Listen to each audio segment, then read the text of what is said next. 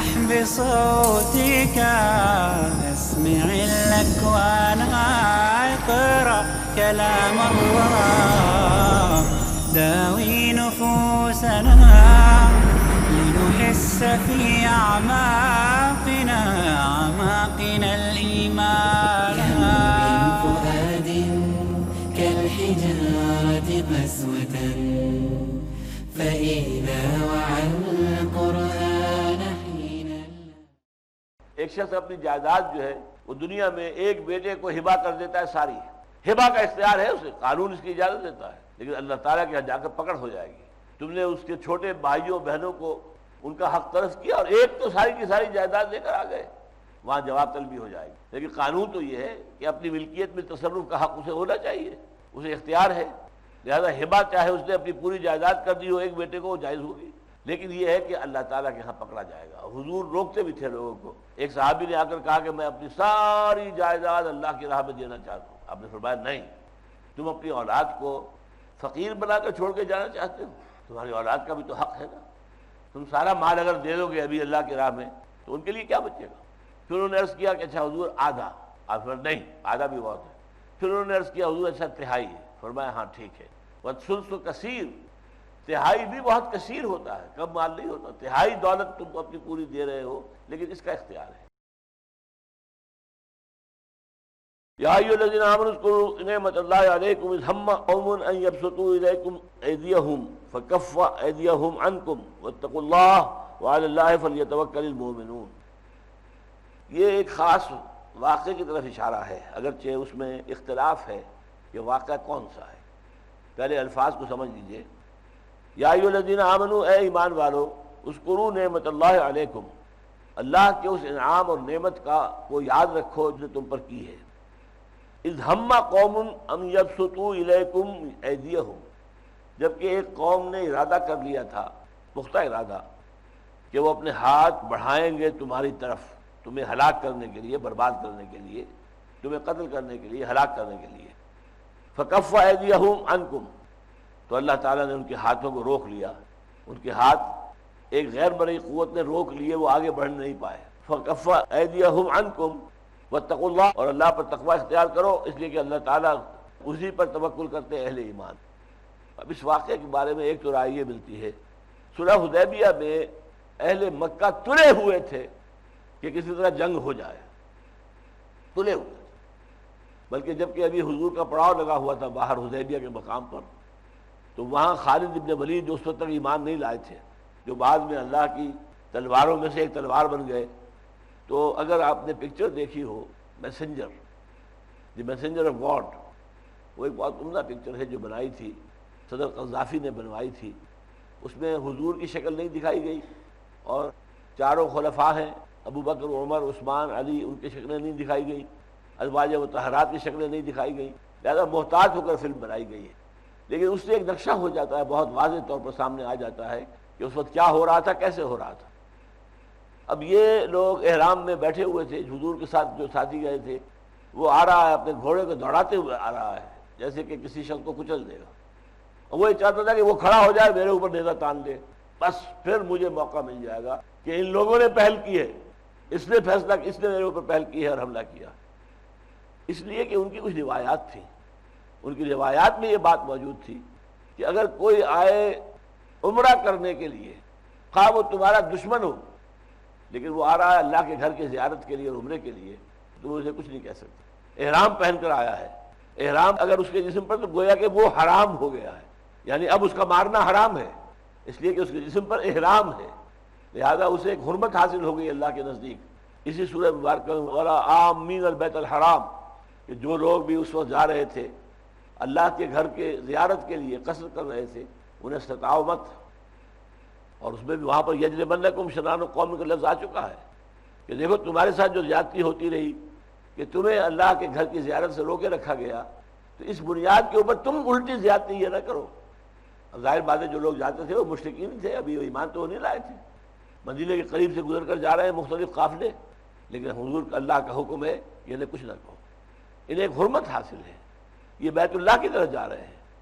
چاہے وہاں شرک کا اڈا بنا دیا، لیکن گھر تو اللہ کا ہے، وہ تعمیر تو اس کو ابراہیم نے کیا تھا، اور اسماعیل نے کیا تھا علیہ الصلوۃ والسلام، لہٰذا ان کا وہاں جانا، پھر ان کے ساتھ ہدی کے جانور جو ہیں جن کو وہاں جا کے ذبح کرنا ہے، یہ بھی شاعر اللہ میں سے ہے، انہیں کچھ نہ کرو، کوئی غرض نہیں، انہیں روٹنا نہیں ہے۔ تو اس طریقے سے اصل میں یہ اسلام کی تعلیم ہے کہ کسی کی بھی زیادتی کا جواب جو ہے زیادتی سے نہ دیا جائے۔ تو اس وقت خالد بن ولید کوشش کر رہا تھا، میں اس لیے اب نام لے رہا ہوں اس لیے اس وقت تک ایمان نہیں لائے تھے وہ، بعد میں خالد بن سیف من سیوف اللہ، وہ اللہ کی تلواروں میں سے ایک تلوار بن گئے۔ تو وہ پوری کوشش کی پروووک کرنے کی کہ کسی طرح مسلمان کھڑے ہو جائیں اور کوئی وار کر دے پہلے ہم پر، پھر گویا کہ ہمارے لیے کوئی حرج نہیں رہے گا، ہم ان کا قیمہ کر دیں، انہیں ختم کر دیں۔ اس لیے ظاہر بات ہے کہ ان کے پاس کیولری تھی، گھوڑے گھڑ سوار تھے، وہ اپنے ساتھ بہت سے آدمیوں کو لے کر آیا ہوا تھا، تیاری کر کے آیا تھا۔ لیکن یہاں پر یہ تھا کہ اللہ کے رسول نے صحابہ کو حکم دیا ہوا تھا کوئی اقدام نہ کرے، فرض کرے کہ وہ گھوڑا بڑھا کر لاتا ہے اور کچل دیتا ہے، لیکن یہ کہ تمہیں جواب دینے کی اجازت نہیں ہے، تم عمرے کے لیے آیا ہو، تمہارے جسموں پر احرام ہے، تمہاری حیثیت ہے، اب ان حالت میں تو تم تنکا تک نہیں توڑ سکتے، احرام کی حالت میں تم چیونٹی بھی نہیں مار سکتے، تو احرام کی حالت میں تم جنگ کیسے کر سکتے ہو؟ لہذا یہ حکم تھا ان کا، لیکن یہ پروووک کر رہے تھے کسی طرح جنگ ہو جائے۔ اس کو سورہ فتح کے اندر زیادہ تفصیل سے بیان کیا اللہ تعالیٰ نے کہ ان لوگوں کا تو پختہ ارادہ تھا، نعمت اللہ علیکم، یاد کرو اللہ کے اس انعام کو جو تم پر ہوا ہے، اذ ہم قوم ان یبسطوا الیکم ایدیہم، جبکہ قوم نے فیصلہ کر دیا تھا کہ وہ اپنے ہاتھ بڑھائیں تمہاری طرف، یعنی تمہیں ہلاک کرنے کے لیے، تمہیں ختم کرنے کے لیے، فکف ایدیہم عنکم، تو اللہ نے ان کے ہاتھوں کو رو کے رکھا، تمہاری طرف بڑھنے نہیں دیا۔ اللہ تعالیٰ کی اپنی قدرت کاملہ سے یہ ہو رہا تھا۔ واتقوا اللہ، اور اللہ کا تقوی اختیار کرو۔ دیکھیے دین کی اصل روح کیا ہے؟ تقوی ہے۔ پہلے بھی کہا اب پھر کہا واتقوا اللہ، اللہ کا تقوی اختیار کرو۔ وعلی اللہ فلیتوکل المؤمنون، اور اہل ایمان کو تو اللہ ہی پر توکل کرنا چاہیے۔ ایمان کا تقاضا یہ ہے کہ توکل آپ کا اسباب و وسائل پر نہ ہو، اپنے دوستوں اپنے حامیوں کی طاقت اور ان کی تعداد پر نہ ہو، بلکہ توکل اللہ پر ہو۔ جو کچھ کر سکتے ہو کرو، یہ نہیں ہے کہ ہاتھ پر ہاتھ دھر کر بیٹھ رہو، جو تیاری کر سکتے ہو کرو۔ وَأَعِدُّوا لَهُم مَا اسْتَطَعْتُمْ، تم بھی سارا ساز و سامان جنگ کا جو ہے اسلحہ فراہم کر کے تیار ہو کر بیٹھو، لیکن توکل تمہارا اللہ پر ہونا چاہیے۔ یہ اسلحہ کچھ نہیں کر سکے گا۔ اگر اللہ کا فیصلہ جو ہے، مشیت اللہ کی جو ہے وہ کوئی دوسری طرف کی ہو گئی تو یہ ہتھیار یہ ساز و سامان تمہیں کچھ نہیں بچا سکے گا۔ تو یہ ہے وعلی اللہ فلیتوکل المؤمنون، اہل ایمان کے لیے تو لازم ہے کہ وہ اللہ ہی پر توکل کرے۔ اچھا، اب چونکہ میثاق کی بات شروع ہوئی، یہ سورہ مبارکہ یاد ہوگا آپ کو شروع ہوئی ہے کس لفظ سے؟ یا ایھا الذین آمنوا اوفوا بالعقود، اے ایمان والو جو بھی تمہارے قول و قرار ہو جایا کریں، جو عہد معاہدہ ہو جایا کریں، اسے پورا کیا کرو۔ وہی جو ایک بات تھی بنیادی، اسی کے حوالے سے آیا ہے مسلمانوں، تم یاد رکھنا، تم جو جس میثاق میں جکڑے گئے ہو، تم نے جو قول و قرار کیا ہے، جب تم نے کہا اس قلتم سمعنا واطعنا، جب تم نے کہا کہ ہم نے سنا اور ہم نے مانا، تو اب تم بند گئے ہو۔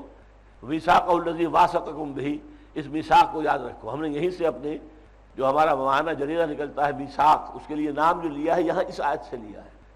اس میثاق کو یاد رکھو، یہ تمہارا اور اللہ کا معاہدہ ہے، وہ معاہدہ جس کا ہم اظہار کرتے ہیں نماز کی حرکت میں، ایاک نعبد و ایاک نستعین، پروردگار ہم صرف تیری ہی بندگی کرتے رہیں گے اور صرف تجھی سے مدد مانگتے ہیں اور مانگتے رہیں گے۔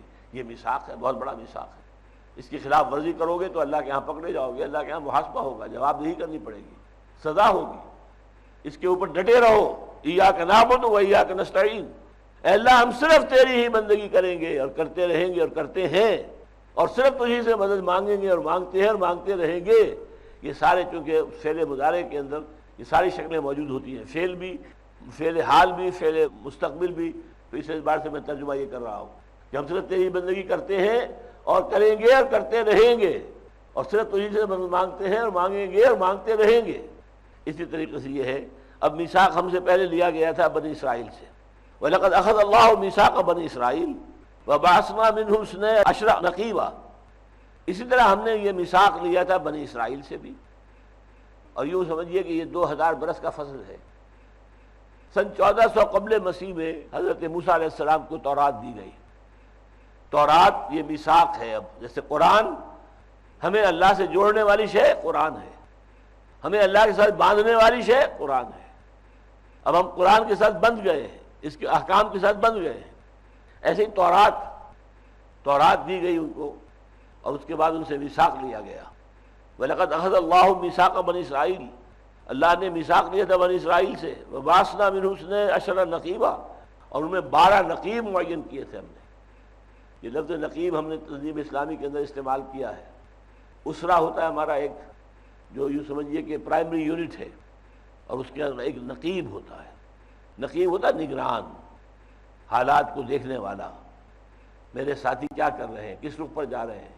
نقیب جو ہے ایک طرح کا نگران ہوتا ہے۔ تو وہ باسنا منہم اثنی عشر نقیبہ، ان میں ہم نے 12 نقیب کھڑے کر دیے۔ کیوں 12 کا حصہ کیوں آیا؟ 12 تھے وہ قبائل، 12 بیٹے تھے حضرت یعقوب کے، اور ان سے بنو اسرائیل جو ہیں وہ 12 قبیلے بن گئے۔ یہی وجہ ہے کہ جب انہیں پانی پیاس لگی تھی اور انہوں نے حضرت موسیٰ سے آ کر کہا کہ ہمیں پانی کا بندوبست کر کے دو، ہم تو مارے گئے پیاس سے، تو اللہ تعالیٰ کے حکم سے حضرت موسیٰ نے اپنا عصا ایک چٹان پر مارا اور اس سے 12 چشمے پھوٹ گئے۔ قد علم کل اناس مشربہم، تو ہر قبیلے نے اپنا گھاٹ معین کر لیا، یہ چشمہ میرا ہے، یہ گھاٹ فلاں کا ہے، یہ اس کا ہے، تاکہ جھگڑا نہ ہو۔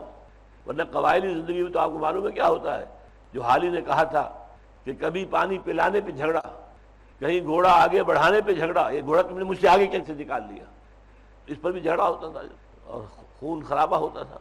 پانی پینے کے اوپر، پانی کے چشمے پر پہلے میرے جانور جو ہے پانی پیے گا، پھر تمہارا آئے گا، نہیں میرا پہلے آپ ہے، جھگڑا ہوتا تھا۔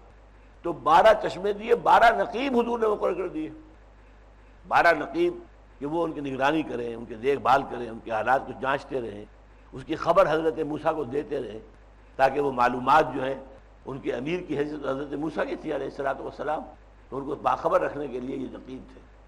عجیب بات یہ کہ حضور نے بھی 12 نقیب مقرر کیے، حالانکہ قبیلے 2 تھے۔ جن قبیلوں نے حضور سے بیعت کی ہے وہ اوس اور خزرج 2 قبیلے تھے، اور اوس چھوٹا تھا، خزرج اس سے 3 گنا بڑا تھا۔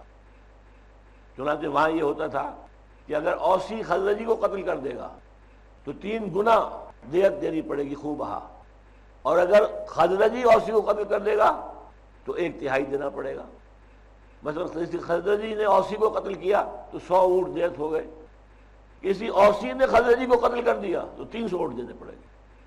تو یہ صورتحال تھی، لیکن اس لیے حضور نے کیا کیا، 9 نقیب خزرج میں سے مقرر کر دیے اور 3 نقیب اوس میں۔ 12 نقیب جو ہیں بیعت عقبہ ثانیہ جب ہوئی ہے تو اس کے بعد 12 نقیب مقرر کر دیے گئے کہ وہ اپنے اپنے قبیلوں کے حالات کو دیکھیں اور دیکھیں کون سا صحیح چل رہا ہے، کون غلط چل رہا ہے، خبر دیں حضور کو۔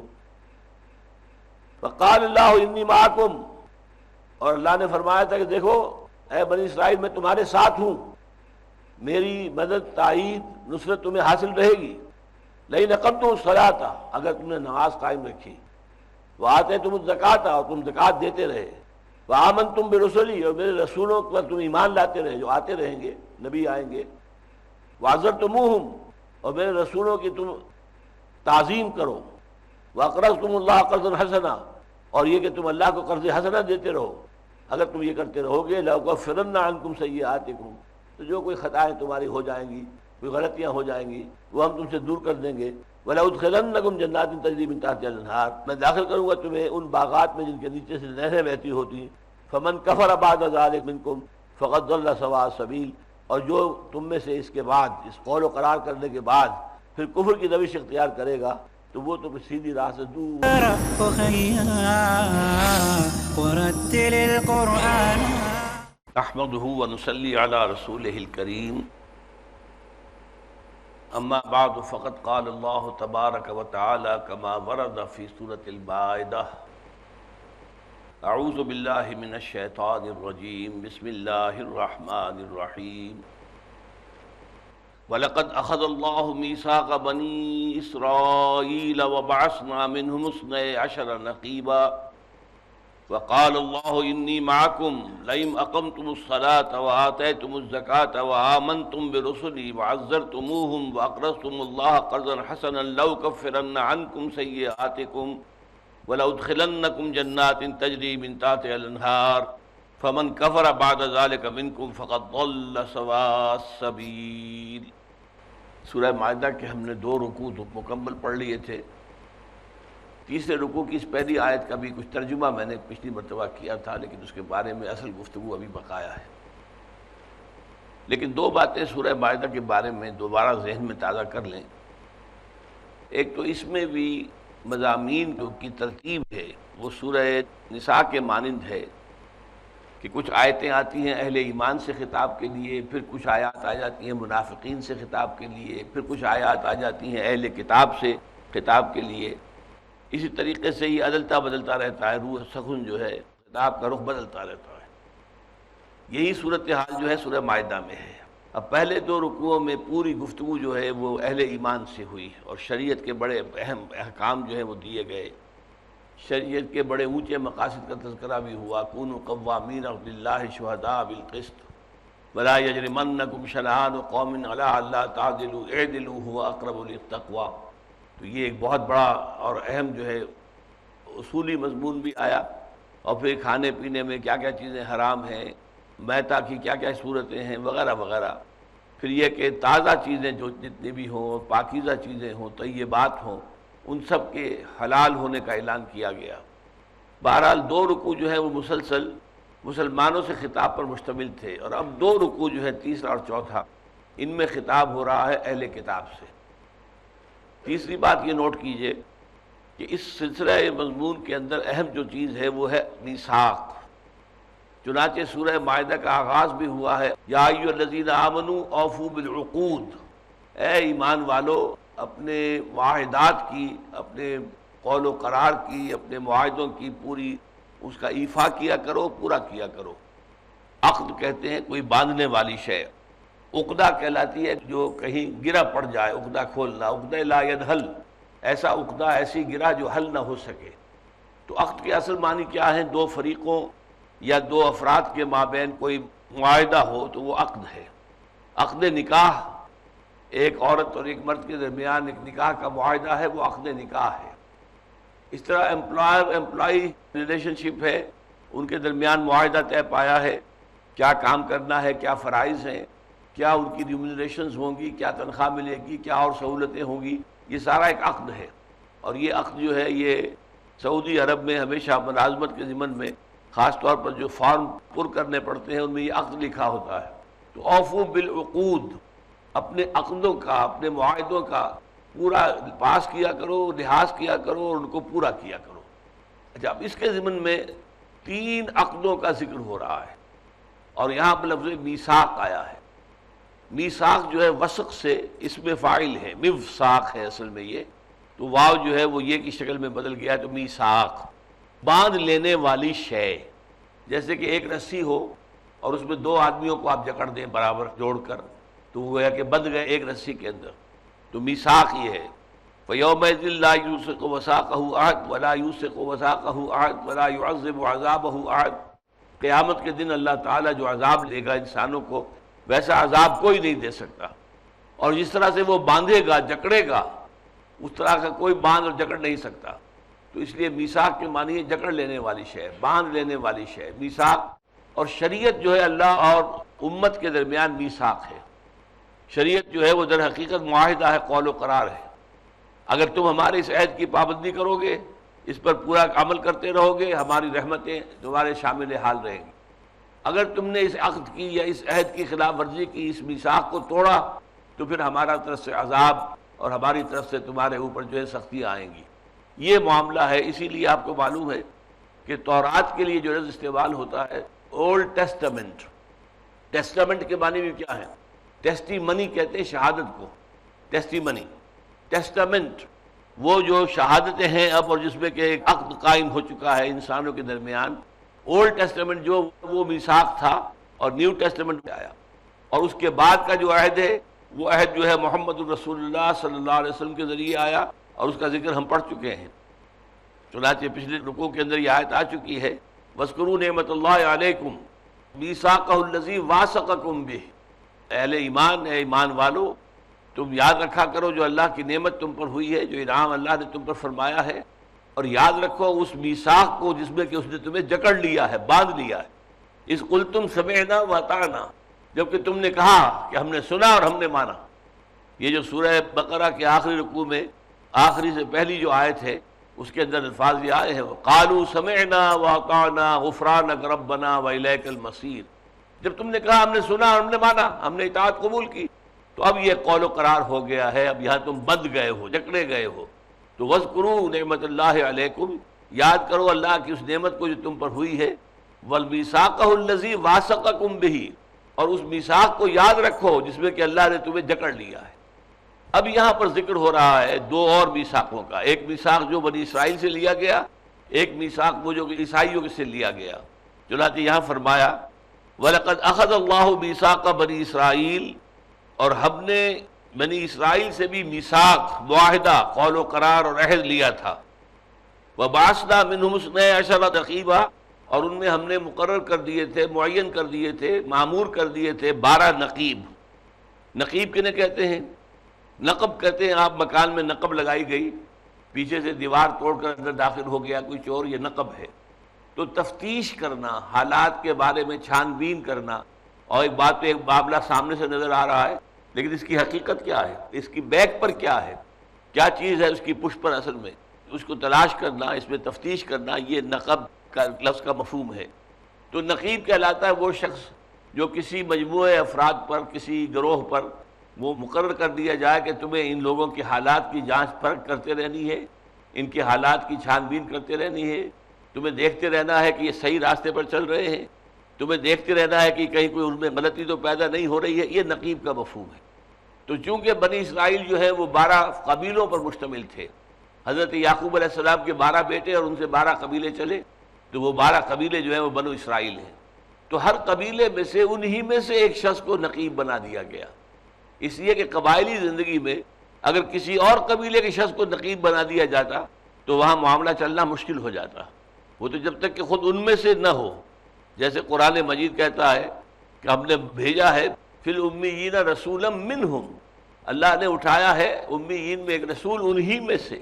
رسول بھی کوئی اجنبی نہ ہو، لوگوں کا جانا پہچانا ہونا چاہیے، لوگ ان سے واقف ہو، اس کا پورا زندگی کا جو ہے کارنامہ ان کے سامنے ہو کہ یہ کیا کرتے تھے، پہلے کیا کرتے تھے، کیا کمایا ہے، کس طرح کمایا ہے، کاروبار کرتے تھے تو کیسے کرتے تھے، دیانت اور شرافت اور صداقت کے اوپر امانت پر کاربند تھے یا نہیں تھے، لہذا وہ انہی میں سے ہونا۔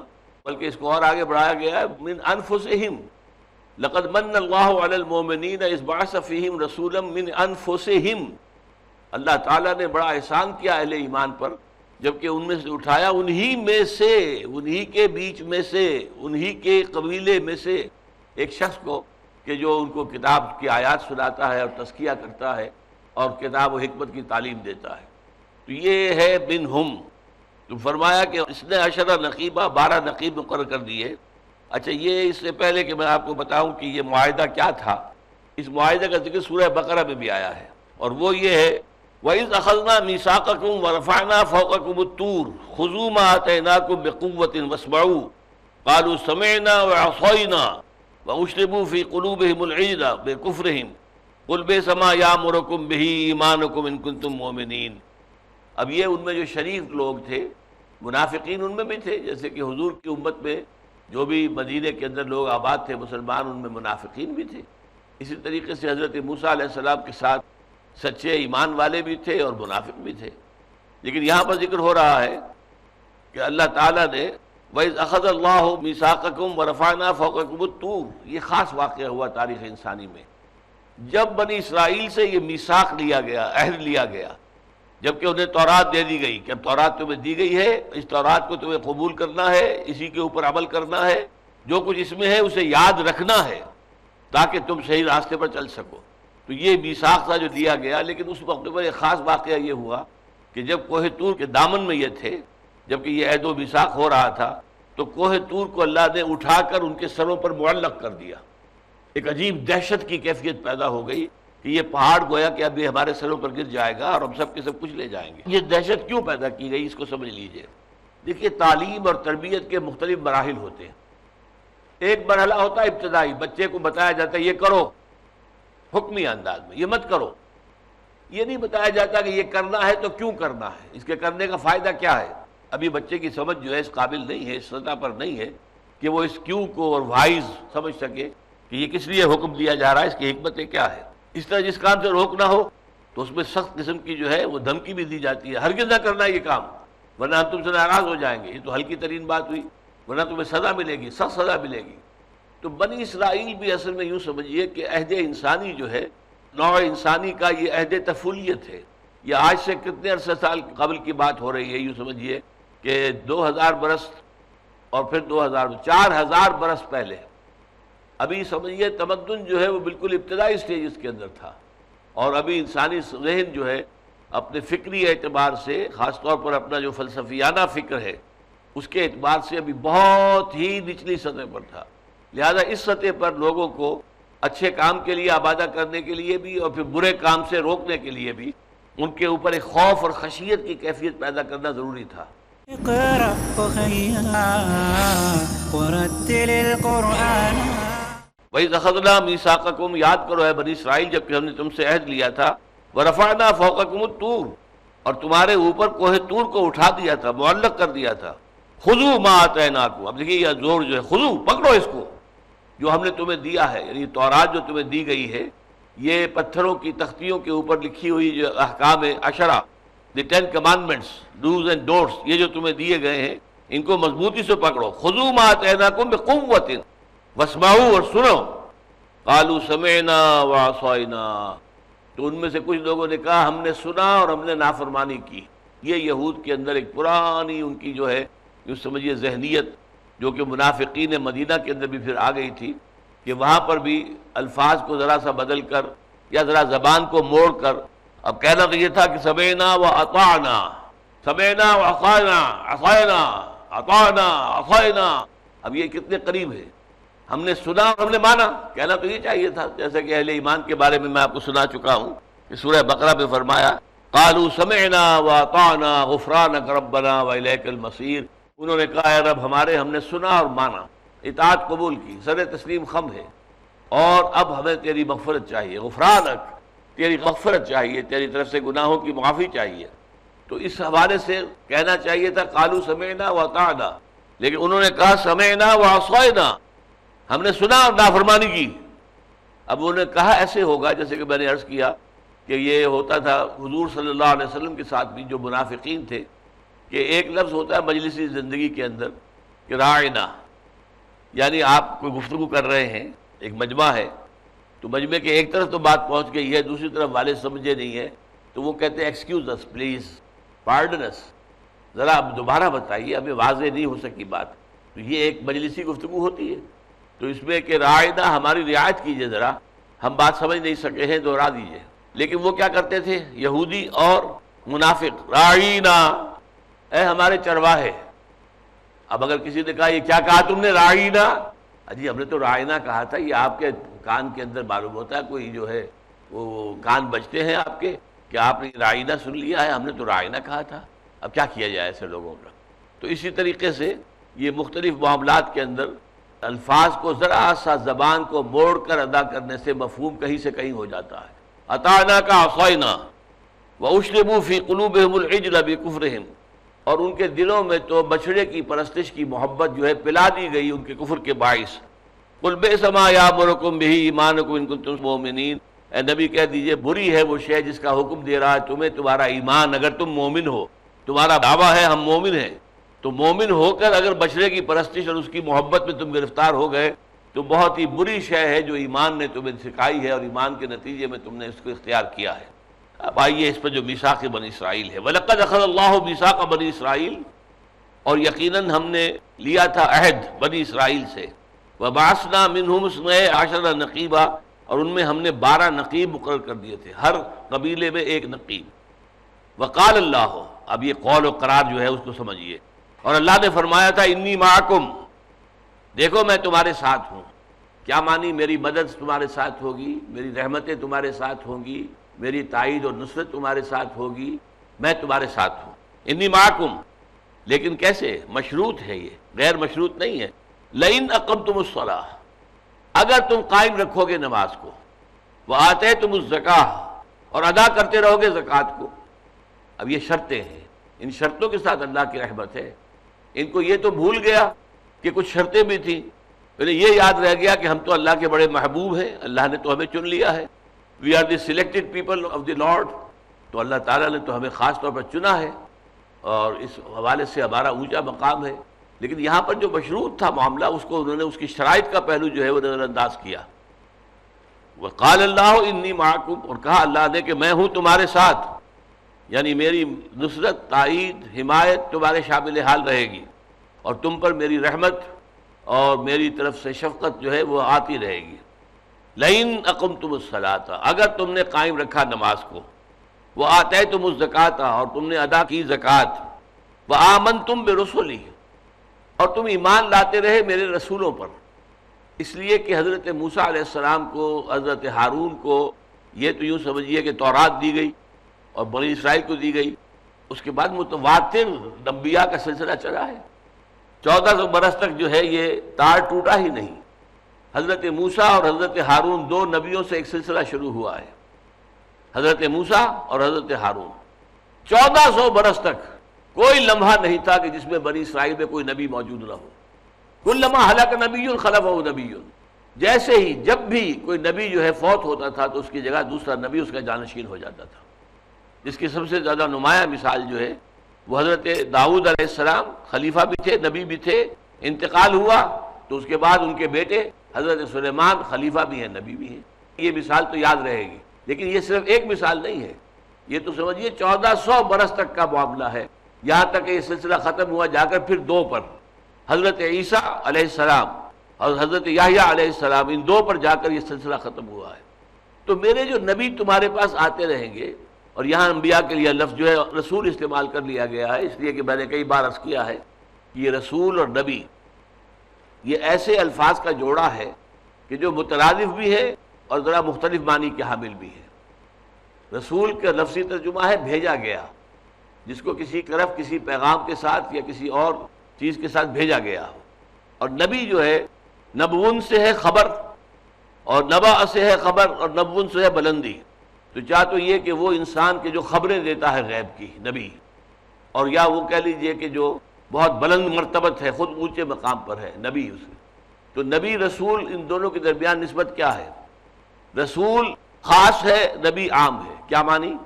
ہر رسول تو لازماً نبی ہے، ہر نبی لازماً رسول نہیں ہے، یہ متفق علیہ بات ہے علماء کے درمیان، اس میں کسی اختلاف کی گنجائش نہیں، یہ عام اور خاص کا معاملہ ہے۔ یہ دو جوڑے اور ہیں ایسے ہی، ایک ہے جہاد اور قتال، یہ بھی قرآن مجید میں ایک دوسرے کی جگہ استعمال ہو جاتے ہیں مترادف الفاظ کی حیثیت سے، لیکن قتال خاص ہے، جہاد عام ہے۔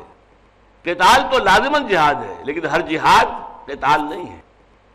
12 برس تک مکے میں جو جہاد ہوا وہ قتال نہیں تھا، جہاد تھا قرآن کے ذریعے سے جہاد، تلوار کے ذریعے سے جہاد نہیں تھا۔ وہ قتال بنا ہے مدینے میں آ کر، اذن للذین یقاتلون بانہم ظلموا، جن لوگوں پر ظلم کیا گیا ہے اب آج ان کو بھی اجازت دی جا رہی ہے کہ جن پر جنگ ٹھونس دی گئی ہے تو انہیں بھی اجازت ہے کہ وہ جنگ کے اندر حصہ لیں اور اب اینٹ کا جواب پتھر سے دیں۔ تو اس کے بعد وہ جنگ بن گئی، وہ قتال کی شکل بن گئی، ورنہ جہاد جو ہے وہ تو مکے میں بھی ہو رہا تھا۔ تو جہاد عام ہے، قتال خاص ہے، نبی عام ہے، رسول خاص ہے۔ تو اس طریقے سے یہ جوڑے ہیں مختلف۔ اسلام عام ہے، ایمان خاص ہے، یعنی ہر مومن تو لازماً مسلم ہے، ہر مسلم لازماً مومن نہیں ہے، صرف مسلمان ہے، زبانی طور پر وہ اقرار کر رہا ہے اور موٹے موٹے کام دین کے جو ہیں وہ کر رہا ہے، نماز پڑھ رہا ہے وغیرہ وغیرہ، کوئی کوتاہی ہو جاتی ہے تو استغفار کرتا ہے، لیکن مومن کے معنی کچھ اور ہے۔ مومن تو یہ کہ دل میں یقین پیدا ہو جائے، اور جب دل میں یقین پیدا ہو جائے گا تو اس کا لازمی نتیجہ قرآن بتاتا ہے جہاد ہوگا فی سبیل اللہ، اللہ کی راہ میں، اللہ سے محبت ہو جائے گی، اللہ سے وفاداری ہوگی، تو اللہ کے دشمنوں کو انسان برداشت نہیں کر سکے گا کہ ان کا حکم چل رہا ہو، اللہ کے بجائے کسی اور کا حکم زمین پر چل رہا ہو۔ یہ زمین اللہ کی ہے، یہاں پر اللہ کا حکم چلنا چاہیے، تو یہاں اللہ کے حکم کو نافذ کرنے کے لیے جہاد کرنا یہ لازم ہو جائے گا، اور یہی جہاد آگے بڑھ کر ہو سکتا ہے ایک سٹیج پر آ کر قتال بن جائے۔ تو ایمان جو ہے وہ اور شے ہے اور اسلام اور شے ہے۔ قالت الاعراب آمنا قل لم تؤمنوا ولکن قولوا اسلمنا ولما يدخل الايمان في قلوبكم، یہ بدو لوگ جو ہے دعویٰ کر رہے ہیں نبی صلی اللہ علیہ وسلم کہ ہم ایمان لے آئے، ان سے کہہ دیجئے تم ایمان ہرگز نہیں لائے ہو، یوں کہو کہ ہم مسلمان ہو گئے ہیں، ابھی تک ایمان تمہارے دلوں میں داخل نہیں ہوا، ایمان تمہاری ٹپ آف دی ٹنگ پر ہے، زبان پر ہے کہ کہہ دیا تم نے اشہد ان لا الہ الا اللہ واشہد ان محمد رسول اللہ۔ یہ الفاظ کہنے تھے کہ ہندو تھا تو مسلمان ہو گیا، سکھ تھا تو مسلمان ہو گیا، پارسی تھا تو مسلمان ہو گیا، عیسائی تھا تو مسلمان ہو گیا، یہودی تھا تو مسلمان ہو گیا، یہ الفاظ کہنے سے۔ لیکن اس کا جب تک کہ دل کے اندر یقین والی بات پیدا نہیں ہو جائے گی وہ مومن نہیں کہلائے گا۔ مسلم تو ہے لیکن مومن نہیں ہے۔ قالت الاعراب آمنا، یہ بدو کہہ رہے ہیں کہ ہم ایمان لے آئے، قل لم تؤمنوا، آپ کہہ دیجیے تم ہرگز ایمان نہیں لائے ہو، تم اپنے آپ کو دھوکہ مت دو، ولکن قولوا اسلمنا، ہاں تم یہ کہہ سکتے ہو کہ ہم اسلام لے آئے ہیں، ہم نے اطاعت قبول کر لی ہے، ولما يدخل الايمان في قلوبكم، اور ابھی تک ایمان تمہارے دلوں میں داخل نہیں ہوا۔ تو یہاں پر لفظ رسول آیا ہے، قال اللہ انی معکم، اور کہا اللہ نے کہ میں تمہارے ساتھ ہوں، میری مدد، میری تائید اور توفیق اور نصرت تمہارے شامل حال رہے گی۔ لئن اقمتم الصلاۃ، شرط نمبر 1 یہ ہے کہ اگر تم نے نماز قائم رکھی، وآتیتم الزکاۃ، نمبر 2 زکوٰۃ ادا کرتے رہے، وآمنتم برسلی، اور جو بھی میرے رسول تمہارے پاس آئیں گے وقتاً فوقتاً، جو بھی نبی آئیں گے ان پہ ایمان لاؤ گے اگر لاتے رہو گے، وعزرتموہم، اور ان کی اگر تم تعظیم کرو گے، ان کی توقیر کرو گے، ان کی عزت کرو گے، ان سے محبت کرو گے۔ رسولوں، یہ نہیں کہ رسولوں کے دشمن بن کر کھڑے ہو جاؤ، جیسے کہ بنی اسرائیل نے کئی انبیاء کو قتل کیا ہے، حضرت زکریا کو قتل کیا ہے، حضرت یحییٰ کو قتل کیا ہے علیہم الصلاۃ والسلام۔ تو فرمایا کہ یہ نہ ہو کہ تم دشمن بن کر کھڑے ہو جاؤ، بلکہ ہمارے نبیوں کے وعزرتموہم واقرضتم اللہ قرضا حسنا، اور تم اللہ کو قرض حسنہ دیتے رہو۔ اللہ کو قرض حسنہ دینے کی کیا معنی ہے؟ اللہ کے کلمے کو سربلند کرنے کے لیے جہاد کرنا ہے، قتال کرنا ہے، قتال کے لیے اسلحہ چاہیے، ساز و سامان چاہیے، اگر فوج جا رہی ہے تو اس کے ساتھ جو ہے وہ راشن چاہیے، اس کے ساتھ رسد چاہیے، اس کے لیے پیسہ چاہیے۔ اب اس کے لیے جو پیسہ دیا جائے گا وہ اللہ کے ذمے قرض ہے۔ اقرأ وخيا اقرأ وخيا ورتل القرآن۔ تو یہ اللہ کے لیے مال کا خرچ کرنا، اس کی کئی مدیں ہیں، زکوٰۃ، صدقات، خیرات، یہ تو ہے غریبوں کے لیے، جو بھی مسکین ہیں، غریب ہیں، بھوکے ہیں، پیاسے ہیں، یہ ان کے لیے۔ پھر ایک ہے انفاق، خرچ کرنا اللہ کی راہ میں۔ اس انفاق کے اندر آتا ہے یہ جہاد بالمال ہے، جیسے کہ جہاد بالنفس ہے، جان کے ساتھ جہاد کرنا، قتال کرنا اللہ کی راہ میں، تو اس کے لیے مال بھی ساتھ کے ساتھ صرف کرنا پڑے گا۔ اور ایک تیسری چیز جو ہے وہ قرض ہے، اللہ کو قرض حسنہ دینا، ان تقرضوا اللہ قرضا حسنا یضاعف لکم ویغفر لکم، اگر تم اللہ کو قرض حسنہ دو گے تو اللہ تعالیٰ اسے تمہارے لیے دگنا بھی کرے گا اور اجر عظیم بھی عطا فرمائے گا، اور تمہاری جو گناہ معاف فرما دے گا۔ وقال اللہ انی معکم لئن اقمتم الصلاۃ وآتیتم الزکاۃ وآمنتم برسلی وعزرتموہم واقرضتم اللہ قرضا حسنا لأکفرن عنکم سیئاتکم۔ تو میری طرف سے کیا ہوگا پھر جواب میں تم سے تمہاری برائیوں کو دور کرتا رہوں گا۔ یہ تکفیر کا لفظ جو آیا ہے یہاں پر، کسی چیز کو چھپا دینا، دبا دینا، نگاہوں سے ہٹا دینا، تو یہ جیسے کہ ایک کاشتکار جو ہے بیج کو زمین میں چھپا دیتا ہے، زمین میں آپ نے آم کی گٹھلی جو ہے اسے گاڑ دیا ہے تبھی تو اسے آم کا درخت بنے گا۔ تو اس لیے کاشتکار کے لفظ کفار آیا ہے، اعجب الکفار نباتہ ثم یجیج فتراہ مصفرا ثم یکون حطاما، تو کفار ان کو کہا گیا۔ اور کفران نعمت میں کئی دفعہ برس کر چکا ہوں، اللہ کی نعمتوں پر شکر کا جذبہ جو قلب کی گہرائیوں سے ابھرتا ہے اسے روک دینا، اسے ابھرنے نہ دینا، اسے زبان پر نہ آنے دینا، اس پر عمل کرنے کی توفیق نہ ملے، یہ سب کفران نعمت ہے۔ تو فرمایا لأکفرن عنکم سیئاتکم، تم سے تمہاری برائیوں کو دور کر دے گا۔ اس کے دونوں معنی ہیں، ایک تو تمہارے دامن اخلاق پر کوئی دھبے ہیں، تمہاری سیرت کے اندر جو ہے کوئی داغ ہیں، اللہ ان داغ دھبوں کو دھو دے گا۔ اور ایک یہ ہے کہ تمہارے نامہ اعمال میں اگر کوئی سیاہیاں ہیں، کہیں سیاہ کارنامے تمہارے درج ہیں، تو اللہ تعالیٰ تمہارے نامہ اعمال سے ان کو دھو دے گا اگر تم اس روش پر قائم رہے۔ لئن اقمتم الصلاۃ وآتیتم الزکاۃ وآمنتم برسلی وعزرتموہم واقرضتم اللہ قرضا حسنا، یہ 5 شقیں ہیں اس قول و قرار کی، اس عہد و میثاق کی کہ جو ہوا ہے کس کے درمیان، اللہ تعالیٰ کے اور بنی اسرائیل کے درمیان۔ دوبارہ آیت پوری پڑھ لیجئے، وَلَقَدْ أَخَذَ اللَّهُ مِيثَاقَ بَنِي إِسْرَائِيلَ وَبَعَثْنَا مِنْهُمْ اثْنَيْ عَشَرَ نَقِيبًا وَقَالَ اللَّهُ إِنِّي مَعَكُمْ لَئِنْ أَقَمْتُمُ الصَّلَاةَ وَآتَيْتُمُ الزَّكَاةَ وَآمَنْتُمْ بِرُسُلِي وَعَزَّرْتُمُوهُمْ وَأَقْرَضْتُمُ اللَّهَ قَرْضًا حَسَنًا لَأُكَفِّرَنَّ عَنْكُمْ سَيِّئَاتِكُمْ وَلَأُدْخِلَنَّكُمْ جَنَّاتٍ تَجْرِي مِنْ تَحْتِهَا الْأَنْهَارُ، اور تمہیں لازماً داخل کرے گا ان باغات میں جن کے نیچے سے نہریں بہتی ہوں گی۔ فَمَنْ كَفَرَ بَعْدَ ذَلِكَ، تو جو اس کے بعد پھر راستے سے ہٹ گیا اور کفر کی طرف چلا گیا، یعنی ان کے پاس میثاق آ گیا، شریعت آ گئی، اللہ کے کمانڈمنٹس آ گئے، ڈوز اینڈ ڈونٹس آ گئے، شریعت سے میثاق بھی ہو چکا، اس پر قول و قرار لیا جا چکا۔ فمن کفر بعد ذلک منکم، تو جو تم میں سے اس کے بعد کفر کرے گا، فقط ضل سواء السبیل، تو وہ تو بھٹک گیا سیدھے راستے سے۔ یہ سواء السبیل جو ہے اس کا لفظی ترجمہ تو سیدھا راستہ ہے۔ سواء السبیل کی حقیقت ایک دفعہ حضور نے صحابہ کو سمجھائی تھی، زمین پر لکیریں، ایک تنکے سے لکیریں ڈال کر۔ تو یہ سواء السبیل جو ہے، یہ میں نے اس کا نقشہ بنایا ہے۔ یہ جو ہرا ہے یہ پل صراط بھی ہے، آگے جا کر بنے گا، اور دنیا میں اسے آپ الصراط کہہ لیں، الصراط المستقیم کہہ لیں، سواء السبیل کہہ لیں، صراط السوی کہہ لیں، قصد السبیل کہہ لیں۔ یہ مختلف الفاظ ہیں جو اس کے لیے قرآن میں آئے ہیں۔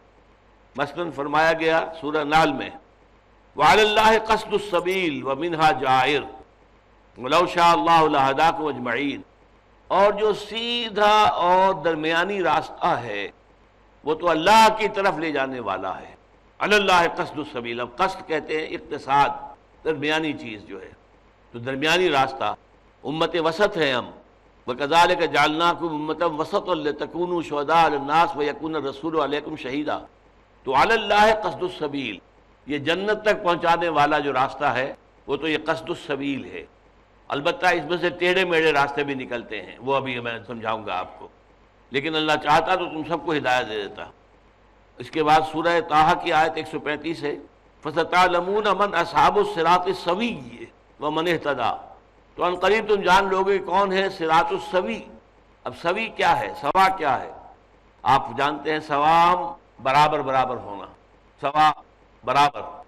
خط استوا جو ہے، زمین کے اوپر جو کھینچے ہوئے چند خط ہم نے جو مفروض ہیں، وہ ان میں سے ایک ہے خط استوا، جو ہمارے اس گلوب کو ٹھیک دو حصوں میں تقسیم کرتا ہے۔ این درمیان میں وہ خط چلا جا رہا ہے، خط استوا، ایکویٹ کرنے والا، برابر کرنے والا، کہ اس کے شمال میں جو زمین ہے اور جو کرہ جنوب میں وہ بالکل برابر ہے، ایکویٹر۔ تو یہ ہے خط مستقیم یا خط سوی۔ اور صراط المستقیم جو ہے، اہدنا الصراط المستقیم سورہ فاتحہ میں، اور اس کے بعد 25 مرتبہ پھر قرآن میں یہ لفظ آیا ہے، صراط المستقیم، صراط المستقیم، صراط المستقیم۔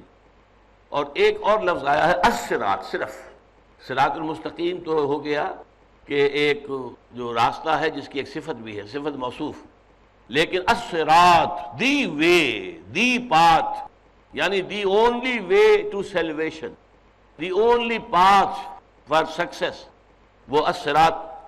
وَإِنَّكَ لَتَدْعُوهُمْ إِلَىٰ صِرَاطٍ مُسْتَقِيمٍ، اور اے نبی آپ تو ان کو پکار رہے ہیں، بلا رہے ہیں سیدھے راستے کی طرف۔ وَإِنَّ الَّذِينَ لَا يُؤْمِنُونَ بِالْآخِرَةِ عَنِ الصِّرَاطِ لَنَاكِبُونَ، لیکن وہ لوگ جو آخرت پر ایمان نہیں رکھتے وہ اس سیدھے راستے سے دور ہٹ رہے ہیں، پیچھے جا رہے ہیں، اس کی طرف پیٹھ دکھا رہے ہیں۔ یہ ہے نقشہ کہ جو یہاں پہ کھینچا گیا ہے، کہ ایک ہے درمیانی راستہ، اس کو میں نے یہاں پہ ہرا رنگ دیا ہے، یہ یہاں پہ لکیر ہے دنیا، دنیا ختم۔ یہ سیدھا راستہ ہی ہے جو آخر دنیا کے ختم ہونے کے بعد پل صراط بن جائے گا۔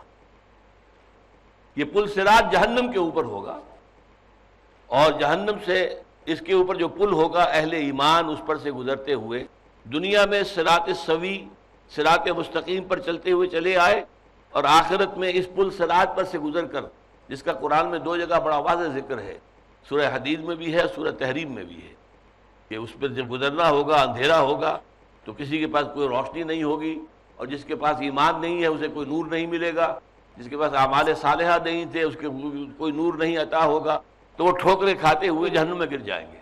اور جن کے پاس نور ایمان تھا اور نور اعمال صالحہ تھا، یسعی نورہم بین ایدیہم و بایمانہم بشراکم الیوم جنات تجری من تحتہا الانہار، آج تمہارے لیے بشارت ہے ان جنات کی جن کے نیچے سے نہریں بہتی ہوں گی، خالدین فیہا، تم رہو گے ہمیشہ ہمیشہ اس میں، تو یہ اس پل صراط کے اوپر سے گزر کر اور جنت میں داخل ہو جائیں گے۔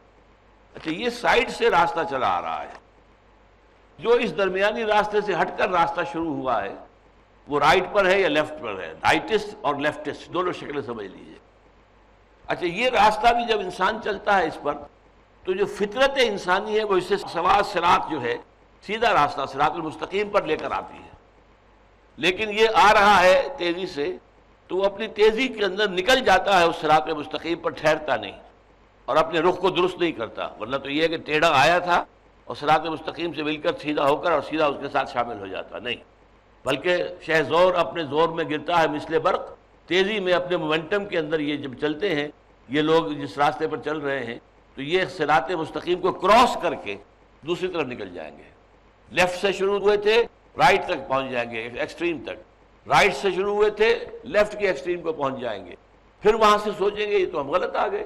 فطرت انسانی ابا کرتی ہے غلطی سے، فطرت چاہتی ہے ہدایت ہو، لہذا پھر واپس آئیں گے، پھر وہ جو خط مستقیم ہے صراط مستقیم، اسے پھر کراس کر جائیں گے، چونکہ وہ کتاب و سنت کی دونوں آنکھوں سے راستہ نہیں دیکھ رہے، وہ صرف اپنے عقل کی اٹکل پچو سے، اپنے ہی ذہن کی جو بھی ہے زائدہ خیالات ان کے تحت کام کر رہے ہوتے ہیں، لہذا وہ عدل اور اعتدال کے راستے پر نہیں رک پاتے، بلکہ وہ دوسری انتہا کو نکل جاتے ہیں، پھر وہاں سے ٹھوکر کھا کر، دھکا کھا کر، اس کو کہتے ہیں افراط و تفرید کے دھکے، یا تو بہت زیادہ ہو جانا یا بہت کم ہو جانا، اس کے دھکے کھا کر پھر یہ سب جہنم کے اندر جو ہے سارے راستے، چاروں راستے، دو ادھر سے شروع ہوئے، دو ادھر سے شروع ہوئے، تو ایک اس طرح سے چکر کھاتا ہوا جہنم میں، ایک اس طرح سے چکر کھاتا ہوا جہنم میں، بیچ میں جو ہے وہ پل صراط ہے، اور پل صراط جو ہے لے جا کر جہنم کے اوپر ہے یہ پل صراط، تو جو لوگ بھی غلط راستے کے تھے وہ تو اس پر سے ٹھوکریں کھاتے ہوئے گر جائیں گے جہنم کے اندر، اور باقی جو اہل ایمان تھے، جن کے نیک عمل تھے،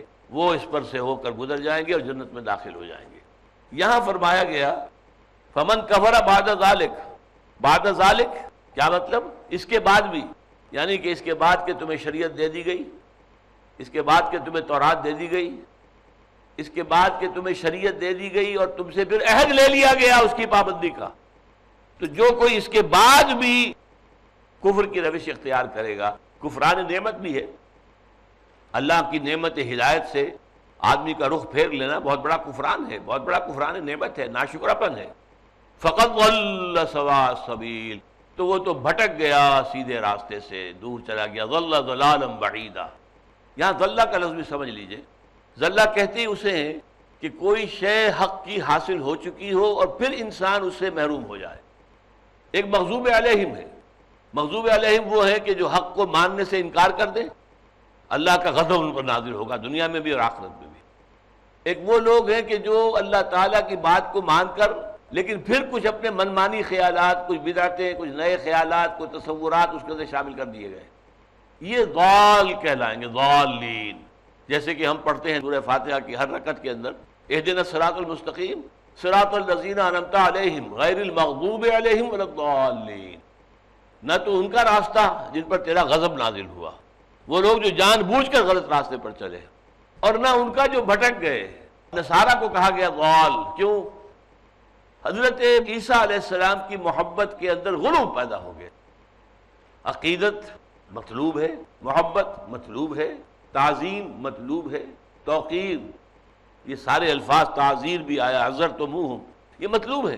رسول کے ساتھ محبت بھی ہو، رسول کی اطاعت بھی ہو، رسول کا اتباع بھی ہو، رسول سے عقیدت بھی ہو، رسول کی عزت ہو، رسول کا احترام ہو، لیکن اس سے آگے رسول کو رسول سے بڑھا کر خدا بنا دینا، اب یہ جیسا کہ عیسائیوں نے کیا، حضرت مسیح علیہ السلام کو خدا کا بیٹا بنا دیا، الوہیت میں شامل کر دیا، تین ہیں اور تینوں مل کر ایک بنتے ہیں، ایک میں تین، تین میں ایک، اور یہ چیزیں ایسی ہیں کہ جو عیسائیوں کے لیے ایک مصیبت بن گئی۔